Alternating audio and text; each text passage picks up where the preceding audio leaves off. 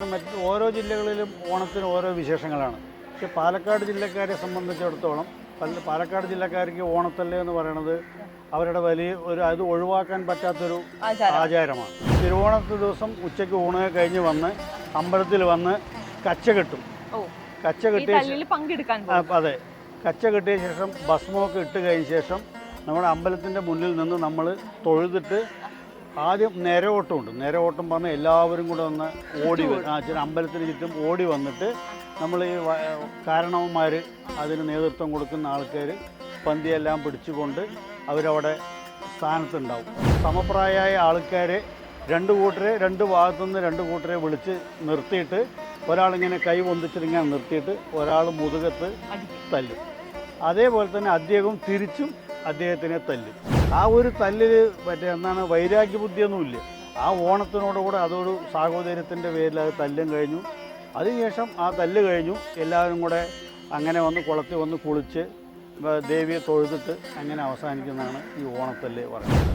നമസ്കാരം. പാലക്കാടിന്റെ ഓണാഘോഷങ്ങളിൽ പ്രധാനപ്പെട്ട ആചാരമാണ് ഓണത്തല്ല്. ഓണത്തല്ലിന്റെ ഐതിഹ്യവും വിശേഷങ്ങളുമാണ് ഇന്ന് നോക്കാൻ പോകുന്നത്. എനിക്കൊപ്പം ഉള്ളത് ഈ ഓണത്തല്ല് നടക്കുന്ന പല്ലശ്ശന മീൻകുളുത്തിയമ്മൻ ക്ഷേത്രത്തിലെ ട്രസ്റ്റിയായ ചക്രപാണി ചേട്ടനാണ്. ചേട്ടാ നമസ്തേ. നമസ്കാരം.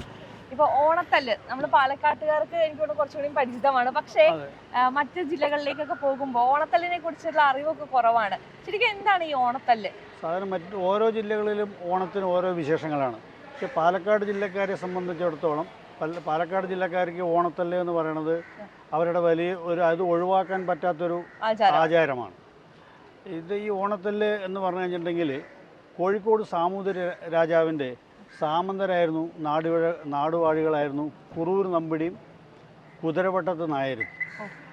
ഈ രണ്ട് നാടുവാഴികൾ തമ്മിലുള്ള യുദ്ധത്തിൽ കുറൂർ നമ്പിടിയെ കുതിരവട്ടം നായർ ചതിച്ചു കൊന്നു. ആ ചതിച്ചു കൊന്നതിലുള്ള ഈ കുറൂർ നമ്പൂടി ഈ പല്ലശ്ശന ദേശത്തെ വളരെ കാര്യമായിട്ട് ശ്രദ്ധിച്ച് കൊണ്ടുപോകുന്ന ഒരു നാടുവഴിയായിരുന്നു.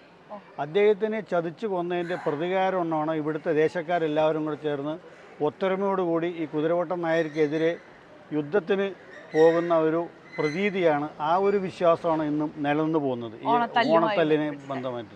ഇപ്പൊ നമുക്കറിയാം, നമ്മൾ ഈ ഓണത്തല്ലിന്റെ വീഡിയോ ഒക്കെ കാണുന്നത് വളരെ എന്താ പറയാ, ഭയങ്കര വേദനിപ്പിക്കുന്ന രീതിയിലാണ്, അല്ലെങ്കിൽ അത്രത്തോളം ശക്തി എടുത്തുകൊണ്ടാണ് മറ്റൊരാളുടെ മുതുകിലേക്ക് തല്ലുന്നത്.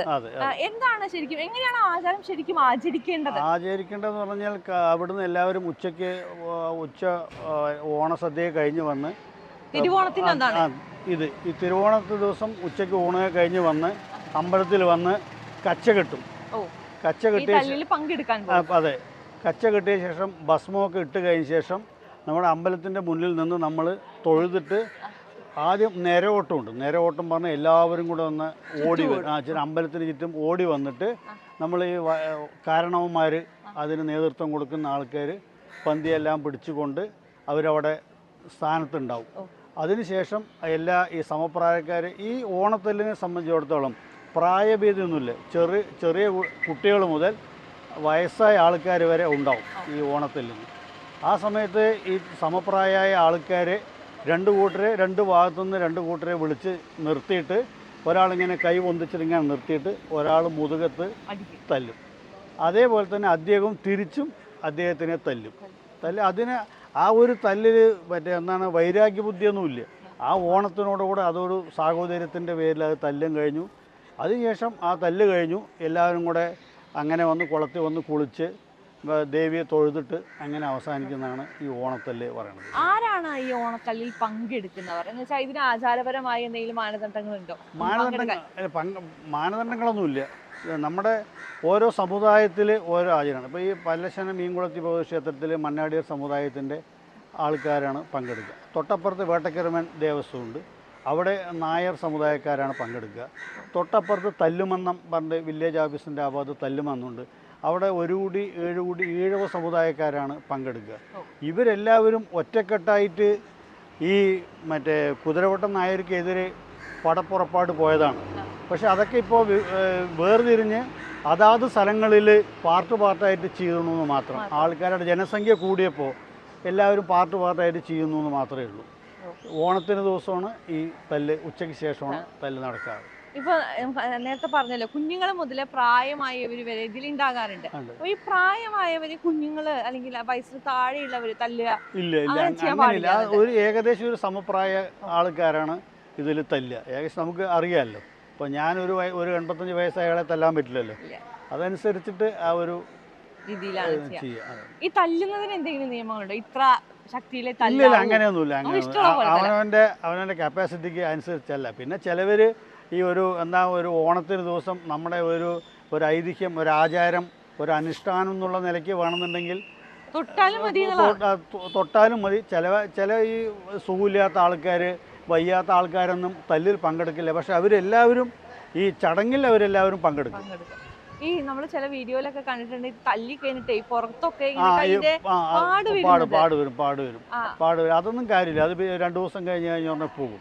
അപ്പൊ തല്ലി പറഞ്ഞാൽ അവര് ചിലപ്പോൾ ക്ലോസ് ഫ്രണ്ട്സ് ആയിരിക്കും തല്ലുന്നത്. പക്ഷെ അത് ആ ഒരു ഇതോടുകൂടെ ഒരു ആചാരത്തിന്റെ ഭാഗമായിട്ട് അത് ചെയ്തു കഴിഞ്ഞാൽ അത് അപ്പം തന്നെ അത് പോകുകയും ചെയ്യും. പൊതുവെ നമ്മളിപ്പോ ഇങ്ങനത്തെ ആചാരങ്ങളൊക്കെ ഇപ്പൊ നമ്മള് റെസ്ലിംഗ് ഒക്കെ എടുക്കാൻ നമുക്ക് റഫറി ഉണ്ടാകും. അതുപോലെ ഈ ഓണത്തല്ലിന് അങ്ങനെ ഒരു റഫറി ഉണ്ടോ?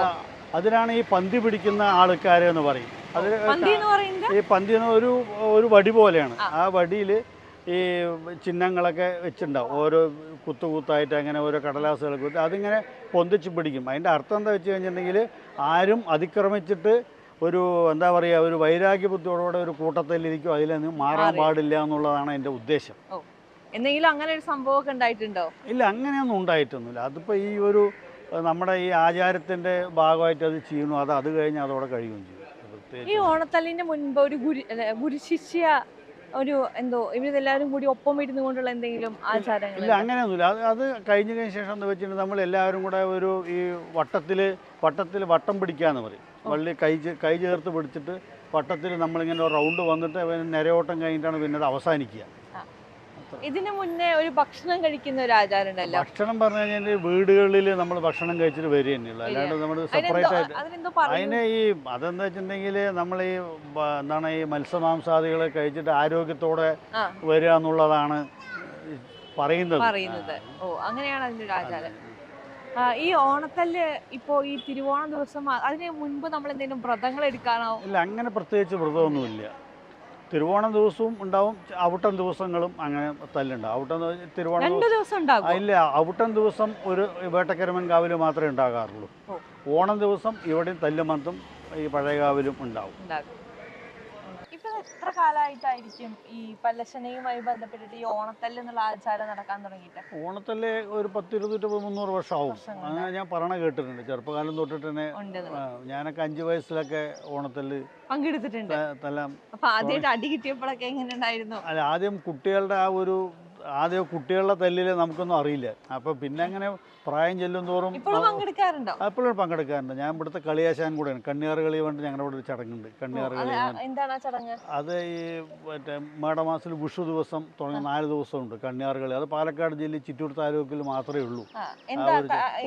അത് ദേവയുടെ സ്തുതികളൊക്കെ ചൊല്ലിയിട്ട് ആ ഒരു കണ്ണിയാറ് കളി ഇവിടെ ഈ ഗ്രൗണ്ടിലാണ് ചെയ്യാറ്. അപ്പം അത് കാരണം എനിക്കത് ഒഴിവാക്കാൻ പറ്റില്ല. ഇതിൻ്റെയും കൂടെ ഒരു അമ്പലത്തിൻ്റെ ഉള്ള ആൾ എന്നുള്ള നിലയ്ക്ക്.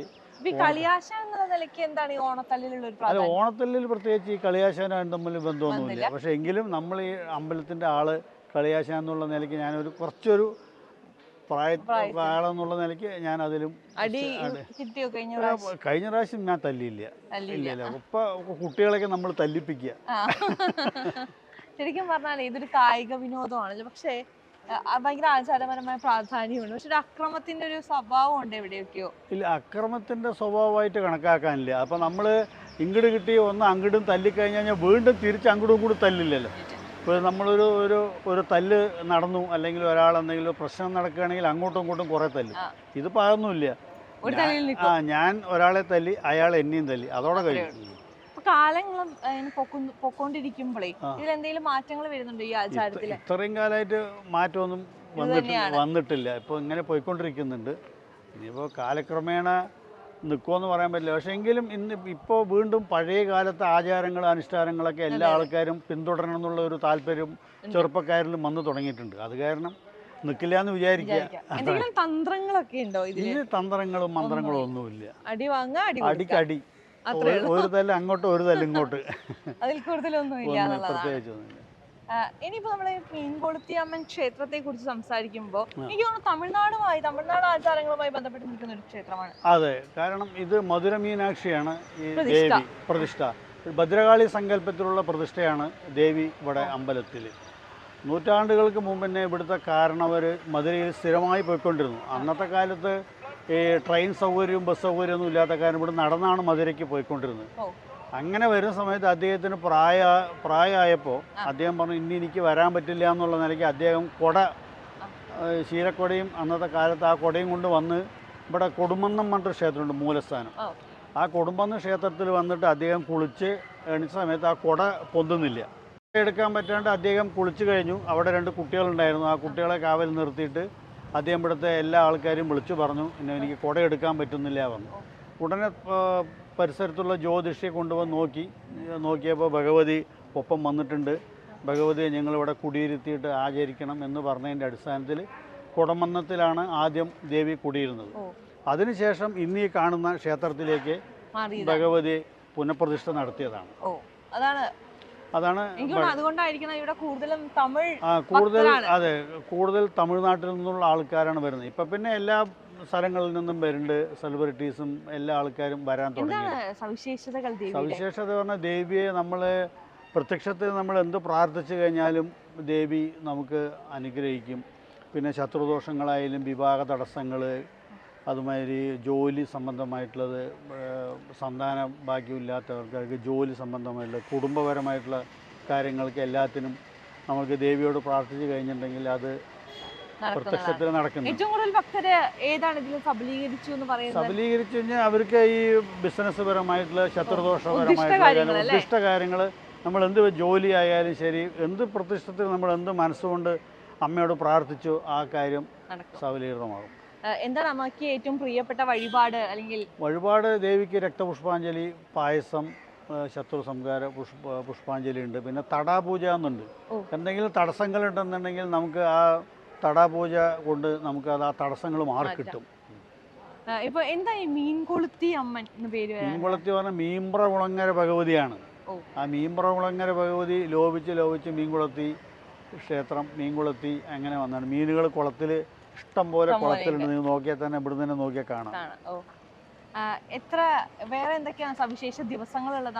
സവിശേഷ ദിവസങ്ങൾ പറഞ്ഞു കഴിഞ്ഞാൽ ചൊവ്വ, വെള്ളി, ഞായർ ദിവസങ്ങളിലാണ് ക്ഷേത്രത്തിൽ പ്രധാന വഴിപാട്. പിന്നെ മറ്റു ക്ഷേത്രത്തിൽ ഉത്സവമുണ്ട്. ഈ ഉത്സവം പറഞ്ഞാൽ കുംഭമാസത്തിലെ പൂയത്തിന് ആറാട്ടാണ്.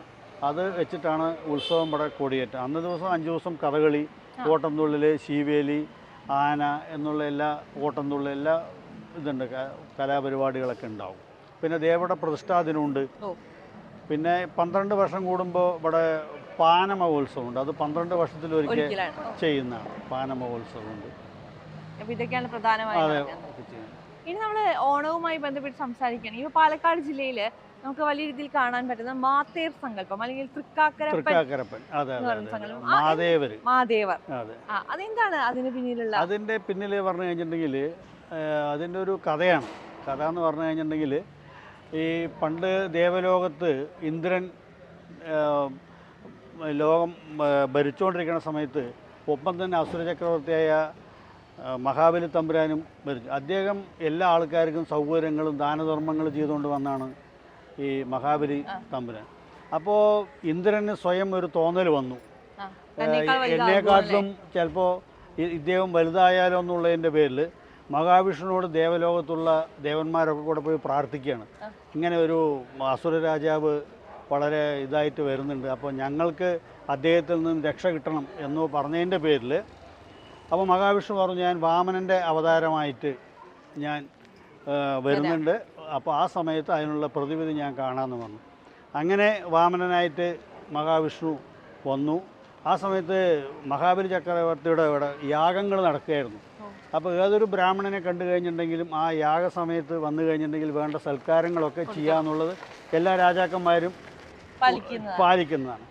ആ സമയത്ത് ഇദ്ദേഹത്തിന് എന്താ വേണ്ടതെന്ന് ചോദിച്ചപ്പോൾ അദ്ദേഹം പറഞ്ഞു 3 അടി മണ്ണാണ് ആവശ്യപ്പെട്ടത്. അതിൽ 2 അടി കൊണ്ട് തന്നെ ഏകദേശം ഭൂമിയും എല്ലാ സ്ഥലങ്ങളും അളന്നു കഴിഞ്ഞു. പിന്നെ 3ാമത്തെ അടി എവിടെയെന്ന് ചോദിച്ചപ്പോൾ അദ്ദേഹം ശിരസ് നമിച്ചു. അങ്ങനെ ആ തലയിൽ കാല് വെച്ചപ്പോൾ അദ്ദേഹം സുതലത്തിലേക്ക് പോവുകയാണ്. അല്ലാണ്ട് പാതാളത്തിലേക്കല്ലേ പോകണം. സുതലം പറഞ്ഞൊരു മഹാരാജ്യം ഭൂമിയുടെ അടിയിലുണ്ട്. ആ രാജ്യത്ത് പോയിട്ട് അദ്ദേഹം വളരെ പ്രശസ്തനായ രാജാവായിട്ട് ജീവിച്ചു എന്നുള്ളതാണ്. അതാണ് അതിനെ നമ്മൾ ഈ ഓണം ദിവസം നമ്മൾ തൃക്കാക്കരപ്പനെ മഹാവിഷ്ണുവായ സങ്കല്പത്തിലാണ് വീടുകളിൽ വെക്കുക. ഓണം ദിവസം അവർക്ക് ഈ പഴന്നൂർക്കുണ്ടല്ലോ, ഈ പഴം വേവിച്ചത്, അട, ഇങ്ങനത്തുള്ള നിവേദ്യങ്ങളൊക്കെ വെച്ചിട്ട് നമ്മൾ ഈ തൃക്കാക്കരപ്പനെ നിവേദിക്കും. തൃക്കാക്കരപ്പൻ പറയും, മാദേവരെ പറയും. പല്ലശ്ശനിയിൽ മണ്ണുകൊണ്ടുണ്ടാക്കുന്നതാണ്. പല്ലശ്ശനിയിലുണ്ട് കുമ്പാരൻ. ആ സമുദായക്കാർ ഉണ്ടാക്കുന്നുണ്ട്. ഇപ്പോഴും പലശ്ശനിയിൽ നിന്നാണ് പല സ്ഥലങ്ങളിലേക്കും കൊണ്ടുപോകുന്നത്.